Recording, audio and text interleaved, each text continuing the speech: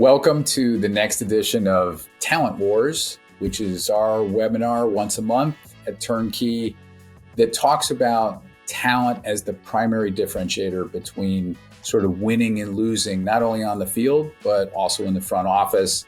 I'm really excited today to have the commissioner of MLS, Don Garber. Don, welcome. Great to see you. Good to be here, Len. Should be fun. Yeah, appreciate it. And, everybody thinks of you as, the MLS commissioner, but maybe people don't realize that before being in MLS, you had 16 years in the NFL, 40 years in sports. Maybe just talk a little bit in general about your philosophy of talent in sports. Well, Len, MLS was a huge startup when I came in. By the way, I think we still think of it as a startup today. We talk a lot about our best days are still ahead, and we're 27 years into it, and it's just, for me, about to complete season 24. My philosophy in hiring people today is no different than it was in my earliest days at the NFL. I ran a sales and marketing group for a while. I ran a large event business development group, and my philosophy has always been hire the best, smartest, most focused, energized, ambitious, good people that you possibly can. Surround yourself with people who are better than you are, will teach you every day. And I still think about that even after 40 plus years. I like people who are have a managed level of ambition. So always thinking about what they can do to improve, but doing that by being lifted on the shoulders of others as opposed to stepping on their heads.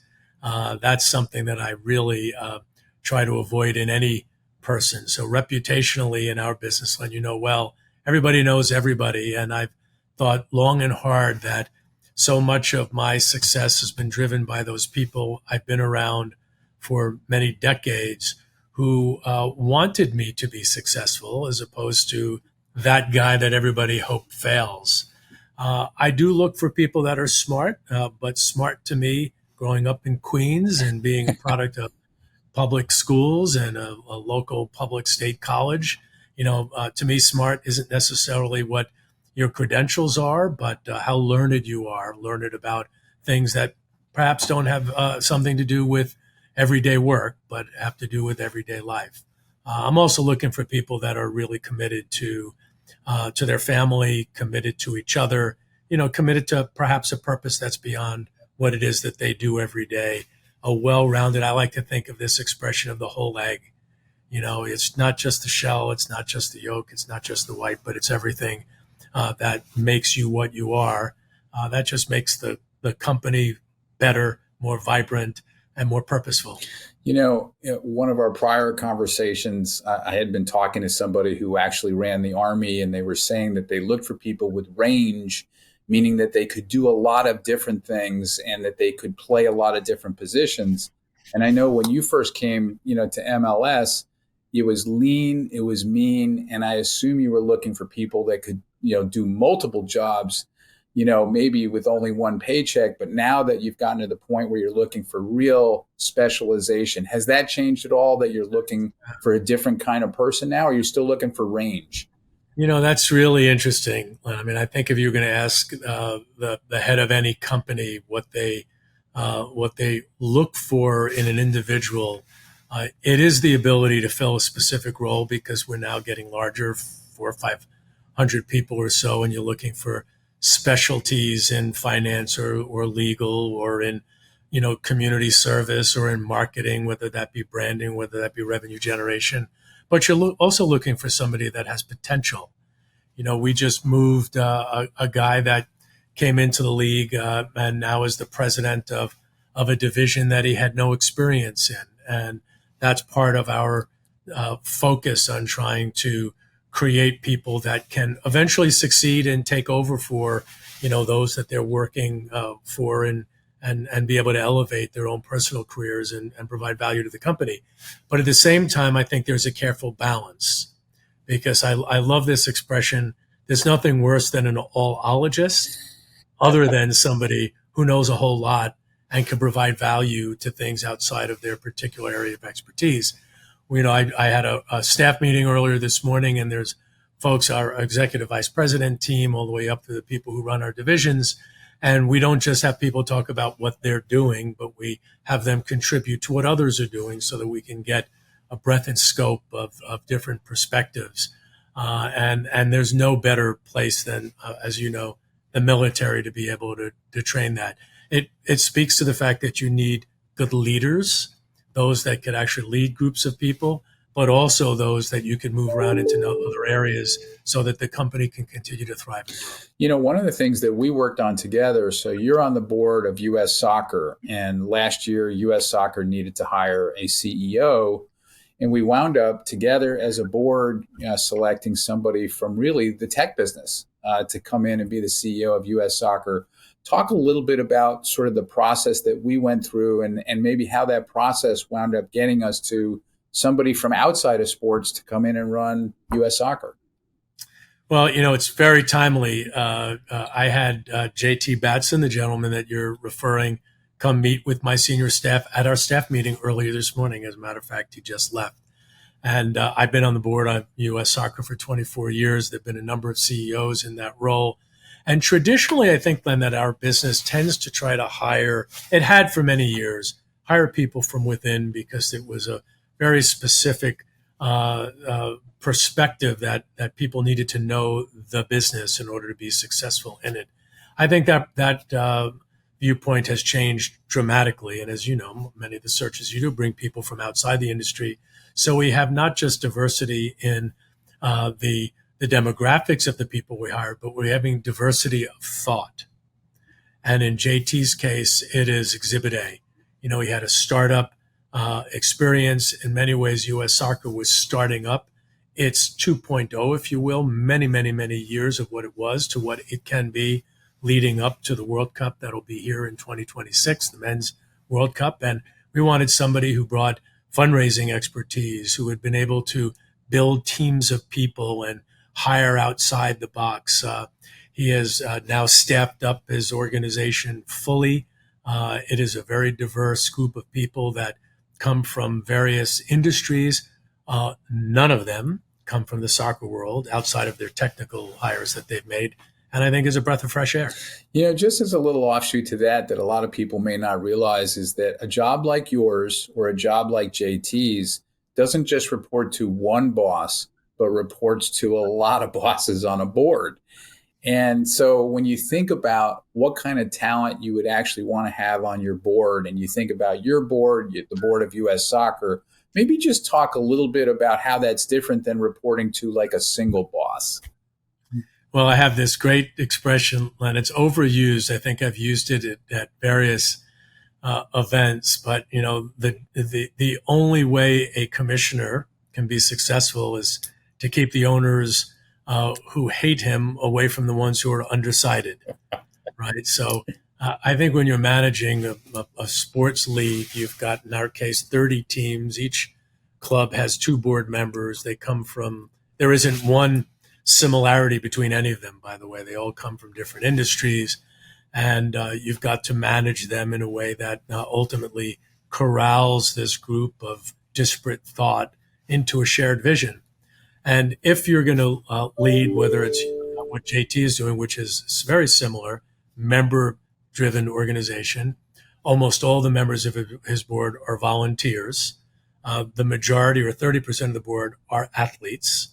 And then you have representatives of the professionals and others. And everybody brings a different perspective. And the best leaders are going to be good listeners. They're going to be very prepared in their presentations so that they're effectively using the time that they have, and they're building consensus.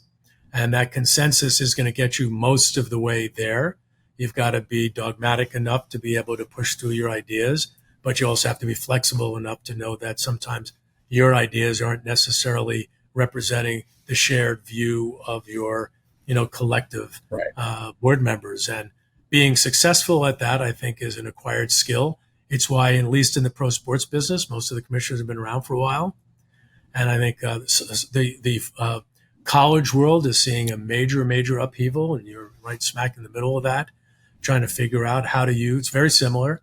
Managing team presidents, managing ADs, all of them bring a different local perspective. But you've got to have a plan. You've got to have a vision. You've got to be effective in communicating that and delivering on that, or you're going to have a short tenure. So let's juxtapose a little bit JT Batson, which came from outside of sports. And then recently, we worked together on something inside the MLS where you hired Chris McGowan to come in and launch a Teambo-like group for the MLS clubs. And there you really felt you needed somebody that came from within sports. Just talk about how you came to the conclusion that you needed a role like that.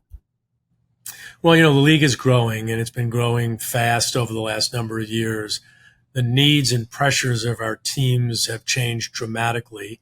The expertise of our team presidents, what we call our chief business officers, have been so elevated in terms of their skill set.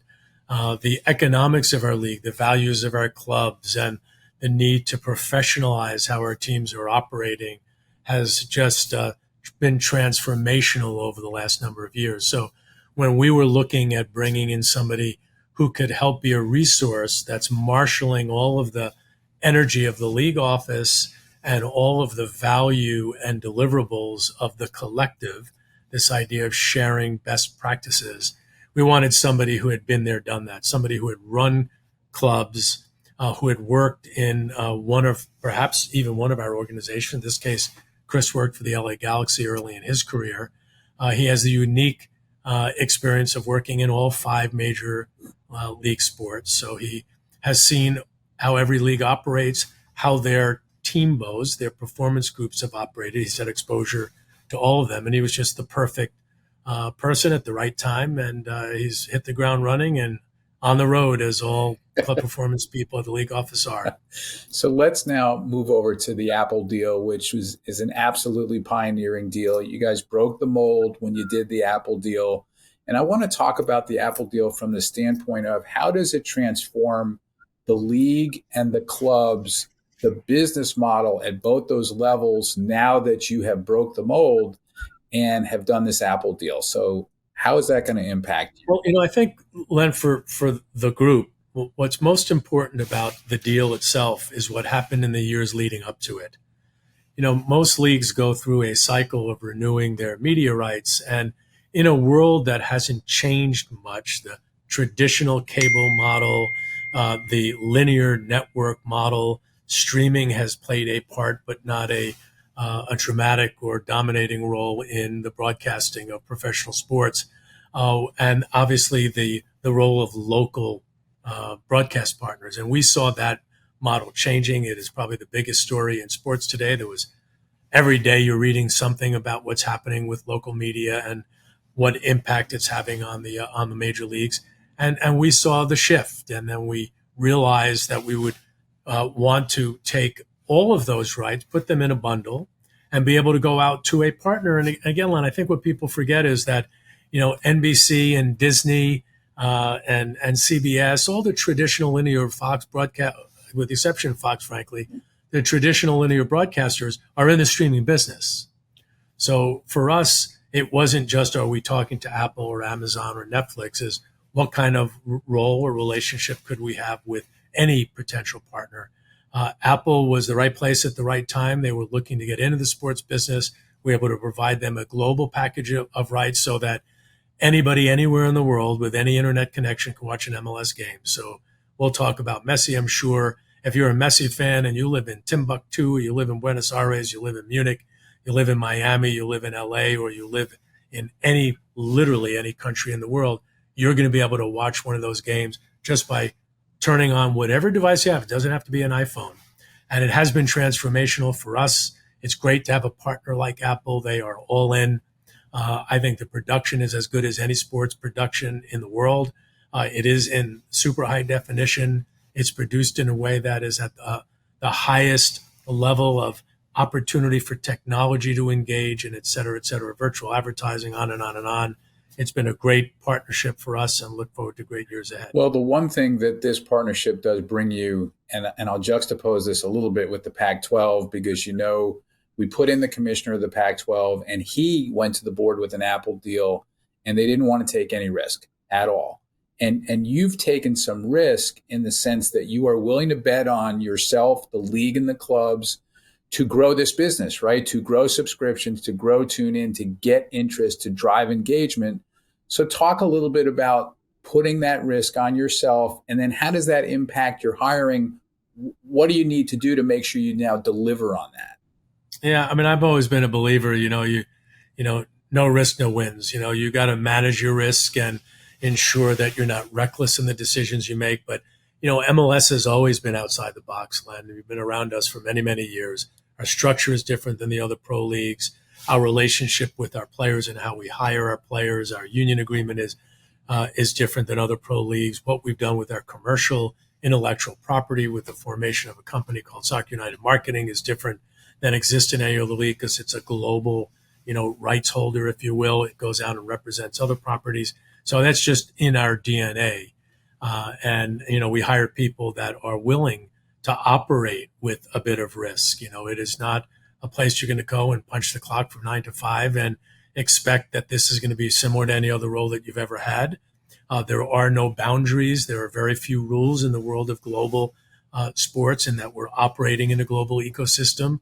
We're looking to hire people that have a sense of courage and have a sense of challenging themselves every day so that they can put themselves to task. No different than a professional athlete does. This is unscripted drama, and it's not just unscripted drama on the field. It's kind of unscripted for our employees. Right. They don't know quite where it all is going to go, and we want people who are going to thrive in an environment like that, that are willing to take on new challenges and perhaps not know exactly what tomorrow is going to bring, but know that MLS, our best days are still ahead and our tomorrows are going to be bright.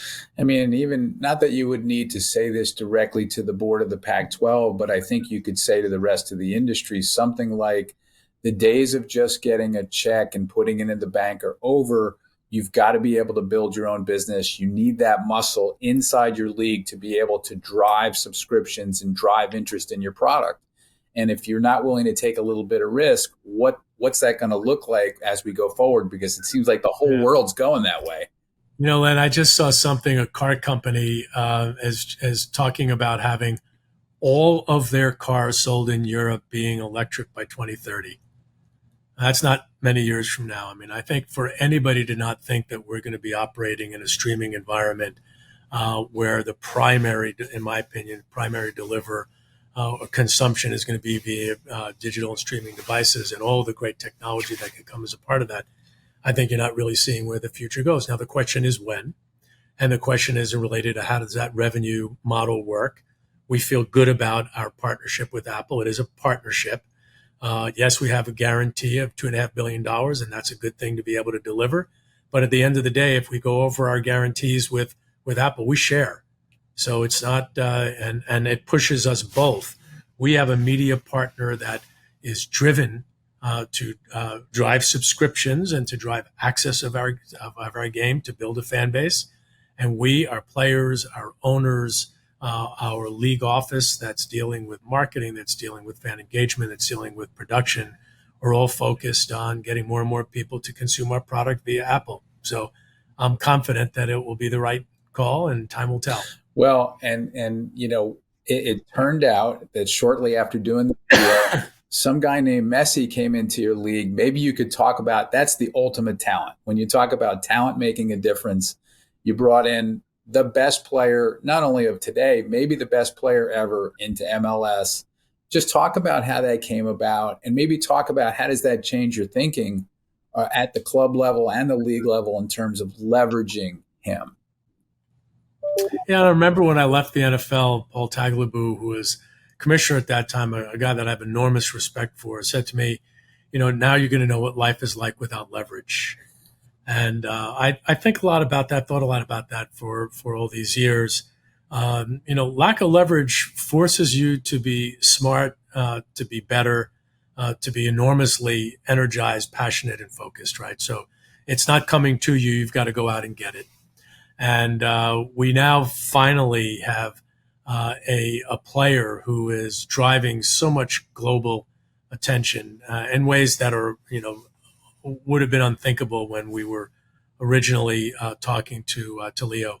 Never thought we'd have the engagement on social media, the reaction from fans in local markets, the press and media attention. It's been really unprecedented. And he's delivered, right? Isn't that fun? You finally have a guy that with all the hype actually delivers in ways that are, really captures your imagination. So what it really what it forces you to do is to think about how do you capture the opportunity?